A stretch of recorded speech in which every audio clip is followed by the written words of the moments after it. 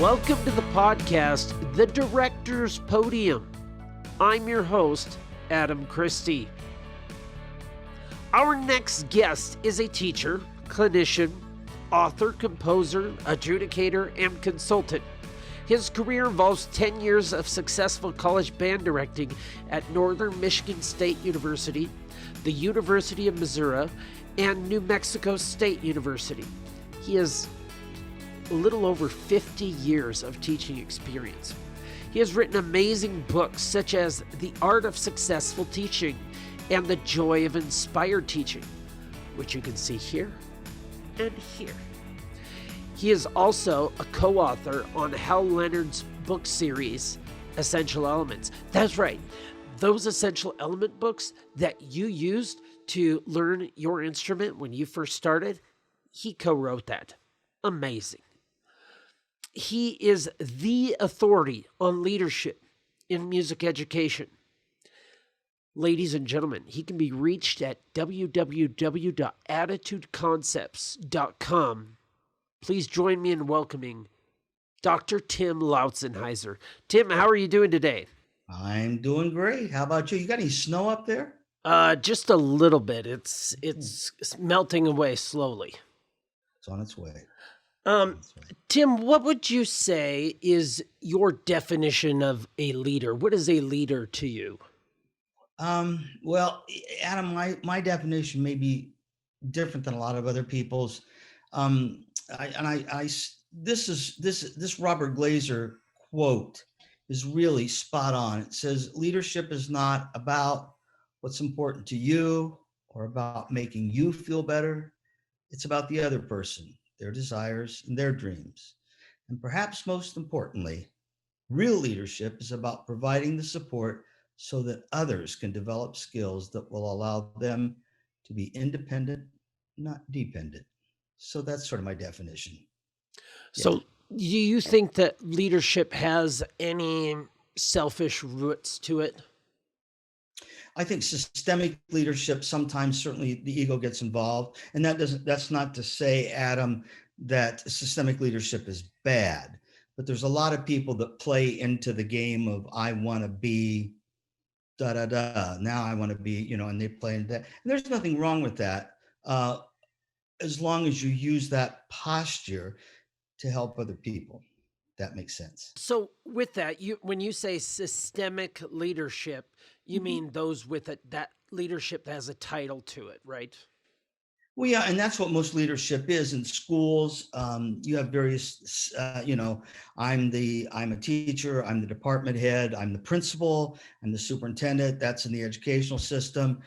In the corporate system where I live part of the time, it's president, vice president, director of, and those labels. And somehow that slots you based on what your expectations are to deliver under those circumstances. Yeah. So how do you promote that leadership to those that do not have a title? Good question, my friend. I think everybody's a leader. You think everyone's a leader? Yes. I don't think you cannot not be a leader. I mean, you may be leading yourself to the refrigerator or leading yourself to school or leading yourself to go to bed. I mean, we're all leading ourselves somewhere. And in the whole leadership game has, it's like we're going to slice off that top 10 or 15%, and then we're going to put them in charge. Everybody's a leader. I mean, emptying the trash basket may be the responsibility of some people. So yeah, I think everybody's a leader. What would you say has been your greatest challenge as a leader? Probably that to tame the ego, to tame the I, me, so that all the focus and energy is going to create a better situation for the followers all the time.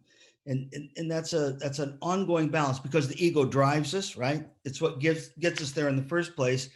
And then if we don't constantly monitor it, the I, me can take over the we, us pretty easily. I mean, we're human beings, we're animals, we're survival creatures, right? Mm-hmm. So it's easy to let the instincts of that take over. Yeah, that's the challenge all the time, to keep that balance, I think. Mm-hmm. So how many years have you been teaching altogether?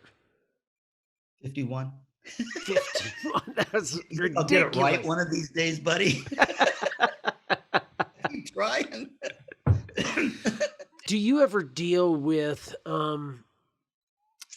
going into, because you teach leadership, and so you interact with these people that are outside of music? For some reason, it feels like people do not give teachers the credit as leaders that they deserve. Do you ever feel that, like when you tell them you teach leadership and music, do you ever get kind of a raised eyebrow? You're a musician. What's your instrument, by the way? What do you play? I'm vocal primarily. Oh, phenomenal. It's even better. Well, then you know that many times the arts, if you're not a part of them, are seen as an extra, as opposed to you and I see them as a fundamental. Mm-hmm. You know, and what was it? Who was it? It's that was it Plato said the three things that you should teach. You should teach math because it's the basis of science. You should teach history so you don't go back and make the same dumb mistakes your forefathers made. And you should teach music so there'd be a reason to live in the first place. So I always thought that was pretty cool because arts is the expressive part, right? So back to your question, which is a great question, by the way. Yeah, I think there's some of that. It usually comes from people who haven't stepped into that part of life and they're for themselves. Um, yeah, a little bit, but I don't know. I don't see it as much as I used to. I don't think. Why do you think that is? Where do It's you think because that I've comes grown. from? It's probably still there. I've grown um, and widened my margin of acceptance.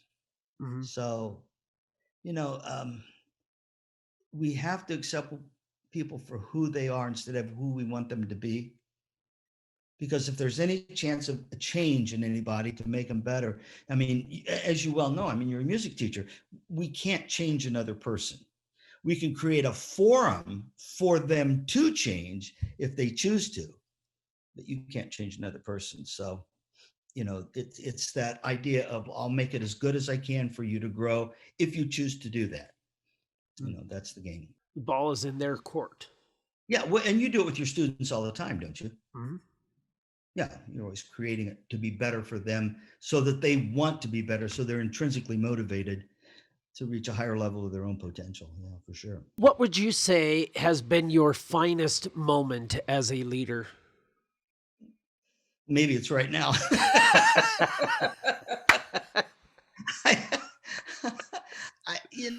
I, I don't rate and rank things.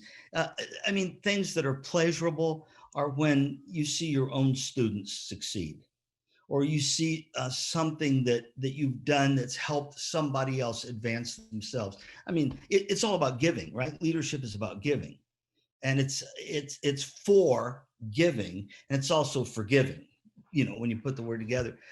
So seeing other people realize what their possibilities are. Oh man, that's a rush. I think I love that. I just love it. Yeah, that's probably the coolest thing. To me, teaching and leadership is interchangeable. Like when you say teaching is forgiving, leadership is forgiving. Yes. And when you say it's also forgiving, Yes. leadership and teaching are both forgiving. Yes. It's it's amazing to me how interchangeable they are, and yet people generally do not think of teachers as leaders per se. But if you look back at, Martin Luther King or any of the great leaders of our day, they were teachers. They were teaching and leading at the same time. Mhm. Have you noticed that as well?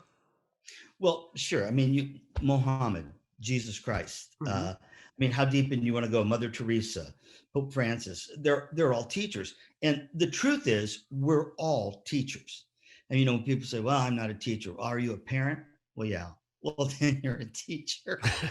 You're teaching all the time. And even my corporate one, I have the most wonderful colleagues in the world, and they'll go, well, I got my degree in business. I go, well, aren't you teaching? Just like all teachers are salesmen. Mm. We're selling what we believe in all the time. People go, oh, I don't want to be involved in sales. Well, that's what you're doing. And you're a conductor, right? Yeah. So you're selling those kids on, give me all you got for the expression and connection with the music. And yeah, all salesmen, all teachers. And, then if you say, well, parents are teachers too, well, then they're also leaders, they're leading their Absolutely. kids. Absolutely. I don't think you can pigeonhole it Yeah.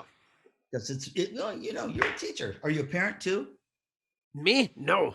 Yeah. Nope. Okay. Well, you got a dog. Well, then I am a leader, and yeah, Okay. I guess. Right. Right. So you're working with your doggy all the time? Absolutely. What is a movie that you would say it's a great example of leadership that you really appreciate? Well, I read that question. Very interesting question, by the way. It's provocative almost. Yeah. Uh, I loved the movie Patton. I really did, because I think everybody sees Patton as a stoic, and he was a gentle bear. He was a gentle bear who, every time he made a decision, and he considered the individual people that it was going to impact. Maturity, maturity is the ability to understand how your behavior impacts other people, right? So the more mature you are, the more you figure out, if I do this, it's going to cause that. And he was masterful at that. I mean, he won great, they weren't even battles, they were movements, because of his intellect and taking care of his people along the way. I love people like that. Very excited.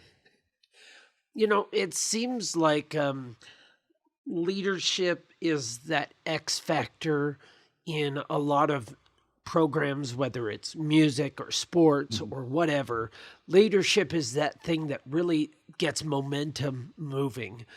And one of the things I found out when I came here is that the students asked, because I was trying to promote a leadership structure that was new to them. And so I was trying to promote leadership within. And one of the questions I kept getting that I was almost baffled at, because to me it was so obvious, I didn't know quite how you explain what was so obvious, is they said, why do we need to be leaders when we have you? I mean, we're not going to do your job for you. And I mean, I've thought about that question for a year and a half. What would you say would be your answer to that question? Well, I think I mean, and we're musicians, right? So they have to vest in something. They have to be invested, if you will. And if we're just going to sit back and let everybody else do the work, I mean, you can't not do that. You have to take ownership. Right. And of course, what's the right word? The more advanced you are in your thinking, the more you want responsibility. You want it. You want to be the go-to person. And I mean, what does they say? If you turn over all your decisions to somebody else, you can be manipulated. Isn't that great? Yeah. And so who wants to be manipulated? I want to have input. I want my flavor to be in that tapestry somewhere. And that gives them importance too, yes? Right. Instead of just being a figure, a piece of the puzzle, now the humanness is in there for them. They own the choir for you, right? And you get to conduct them. Right. Yeah, and this is one of the metaphors that I try to use with him is whatever you do in life, there is a back room where all the decisions are made. And those are handed down to you no matter what you do in life. The question is when you get the chance to be in that back room and to help make the decisions that will directly impact you and affect everybody else, do you take the chance? And if we were in a car, yeah, I'm driving, but you get a choice and a say of where we go. And I don't know why you wouldn't want that opportunity to have some sort of say. Exactly. It's interesting because there's a lot of people. I mean, to be a good leader, you got to be a good follower. I mean, they're reciprocal, right? And there, as you well know, there's a lot of people go, I don't want to think. I just want people to tell me what to think, which is very dangerous, of course. Right. Because the human mind doesn't particularly like to think. It will, but that's why people put off doing their study till the very last minute. right? Because they'll say, as you all know, well, I'm not motivated. But motivation comes after you do something, not before. Whoa, whoa, whoa. We are going to dive right into that. What do you mean? They don't get excited about writing their term paper, right? Okay. But after they've written the term paper, they're excited about what they wrote. You Yeah. know, you're a musician. There's been times you've had to go into concerts going, oh my, are we going to make it through this? But then afterwards, you're excited because they did. So that motivation, that energy afterwards has to push you into the next responsibility. You know, cleaning up your office, right? After you've got it cleaned up, you're really jazzed about your office. After you've mowed the yard, after you've waxed your car, after. And a lot of people are waiting to get in the mood too, instead of doing it and then being in the mood. That makes sense? Yeah. So what you're saying is, you may have an action to do something without necessarily the feeling, but the feeling does come. Yes. Absolutely. Yeah. And on a lot, like I would assume, love. Sometimes you don't feel like doing the loving thing, but if you do the action of loving somebody, after you're done, you feel like you love them. I didn't want to go to church. I don't feel like going to church. You go to church after you're like, oh God, I'm so glad I went to church. Right. Wow. See, that's the balance. And I'll ask you this. Do you think, because I'm sure a lot of our listeners and watchers, they might have a kid in piano lessons, or they might give piano lessons or some sort of lessons. What do you think about if kids don't want to do piano lessons? Do you think parents should make them? Again, that's just that is such an individual thing. I don't know that there's a black, white, yes, no about that. It depends on the child. Mm-hmm. Just like you with your own students, and they go, we treat them all the same. Well, I would hope not, because they're not the same. Yeah.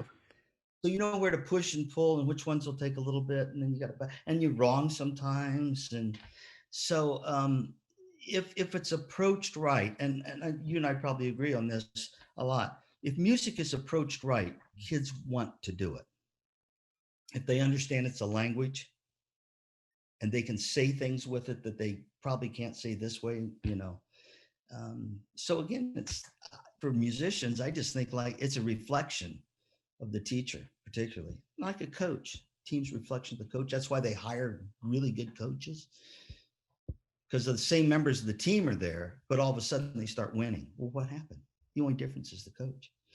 So now and you probably know great music programs, and the person left that's been there for, 20 years or so forth, and it tanks in a year. Well, what changed? The content didn't change. We still count the same, yeah? It's the person. Yeah, I mean, I totally agree. I know when I was at a school, so I've been on two sides of it. When I left a school, we had, 100 kids in the choir program or 50 kids in the band program. It was like 150 kids in the whole school. And within 2 years, it was a quarter of what that was. And it saddened me tremendously. Well, so then the school that I am at now, they had very strong numbers 2 years ago. And the kids had such a hard time with him leaving that they have not been able to quite sink their teeth into the ideas that I have yet. Just one second. I'm just waiting for this stupid siren that we have every day at 6 o'clock. Almost done.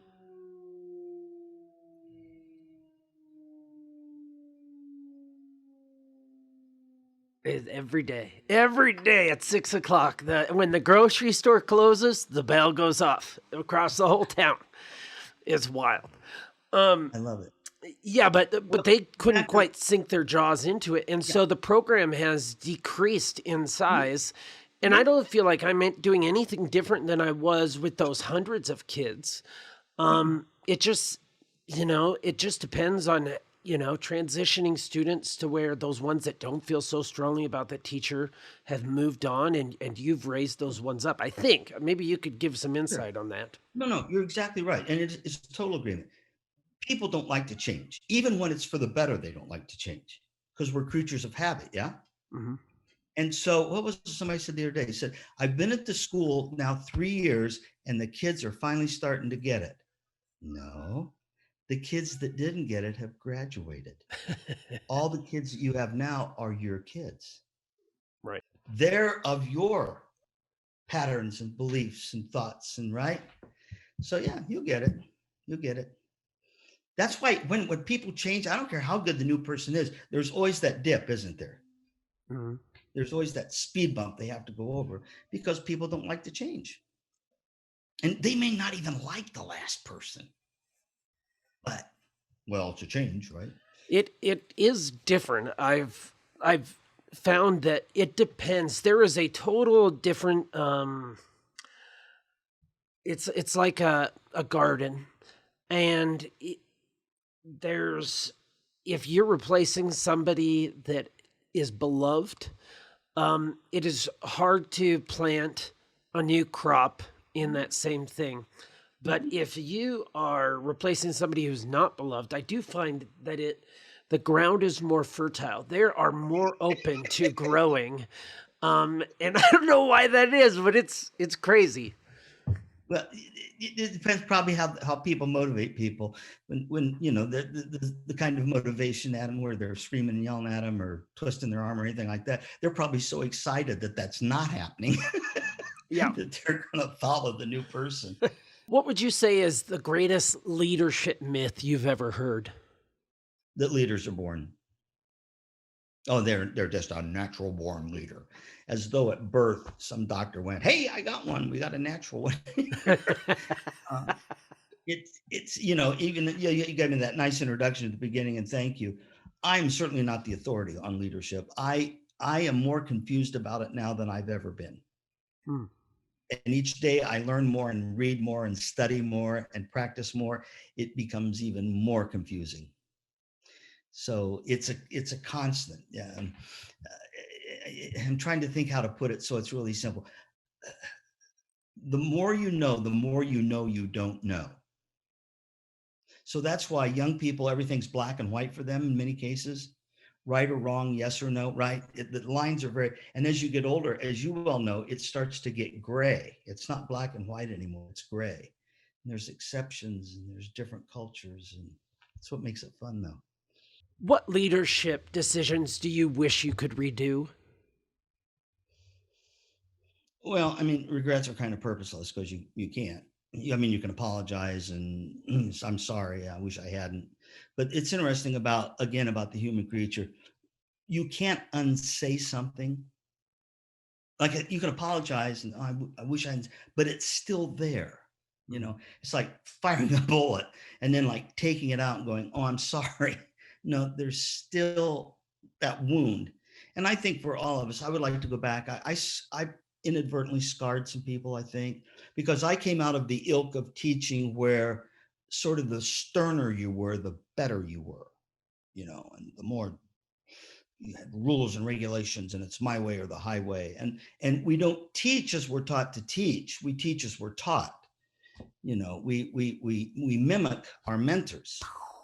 Mind And blower so right I there. came out channeling some things from some of my teachers that were just cruel, all thinking that the means justified the extremes. Mm-hmm. And it didn't. So I would like to fix a couple of those. Yeah. The fastest form of motivation is fear. Mm. Because again, we're animals. And you scare somebody and they'll do probably whatever they want out of threat. Uh, but that's extrinsic motivation, right?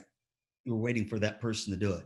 Intrinsic motivations mean that you have to come forward, and that takes a lot more time. And you have to develop a trust relationship and not violate that. And it just takes a lot more time. Tim, you just said something that is another mind blower for me. There's been like 3 or 4 of them in this interview. You said fear is extrinsic, and I think sometimes I've thought of fear as intrinsic, but no, it is extrinsic. Yeah. I mean, you scream at somebody, you can get them to do something, or tell them, if you don't do this, I'm cutting off your scholarship or whatever. They'll generally comply, but watch what happens when your back's turned, because that's the real key. You all know you had teachers, professors that are very, right, like this. Listen to the language in the hallway after the class. There's the key, because that's the truth, right? We all drive the speed limit when there's a cop beside us, right? Yeah. Yeah. Some of us. Yeah, I love it. What advice do you have or encouragement do you have for our listeners today? Encouragement to be in the presence of courage. We live in a society. There's we live another one. another one, right? That in many ways is afraid to try and be wrong. I mean, I'm certain you've gone through this where, like, okay, how many of you think blah, blah, blah? Who's got an answer? And it's just crickets, yeah? Because nobody wants to be wrong. The number one fear of young people is to be embarrassed in front of their friends. Isn't that interesting? Death, Adam, is 6 on their fear scale. They would rather die than be embarrassed. So the way not to be embarrassed or not to be wrong is to don't do anything, right? But if you look at people that are successful, they've had lots of failures in their lives. The one I read, here's one I read the other day. It knocked me out. This gentleman was kicked out. Well, not kicked out. He was put on the side in his music class because he wasn't a good violin player, and then they put him over there and they tried something else. He couldn't do that. Or it was Beethoven. Beethoven's a failure. Walt Disney got fired from the Kansas City Star because he wasn't creative. Walt Disney. Spielberg couldn't get into the USC Cinema Arts program. He wasn't good enough. Spielberg. So I think that's a big thing right there. Where can people connect with you? Oh, you Google Tim and Google. pick up the phone and call me. Now, Attitude Concepts, how would you describe that company? Thanks for asking, by the way. Was created to do the workshops, to have an umbrella company to take care of all the finances and travel and blah, blah, blah, blah, for the workshops and the conference speaking and all that sort of thing. So that's where Attitude Concepts came from. The only thing I want out of it is to see somebody try a little bit harder. The rest of it's all, I mean, after you get so old and you figure something out, the only thing to ever do, and I'm sure you figured this out at your young age, the only thing to do is give. That's all there is to do. I mean, once you get this and get that and all the stuff you think is important, and then you realize it's not, but you look at the people, as you were talking about earlier, the givers, again, Mother Teresa. I mean, she sold her Nobel Peace Prize. She sold it because she said, you can't eat it and people are hungry. And I'm like, oh my God, that's brilliant. Because that's all there is. That's why rich people give their money away at the end. There's nothing else to do with it. So, once you get past the, is it me? All that silliness. Thanks so much for being with us today, and thank you, Tim, for your time and message.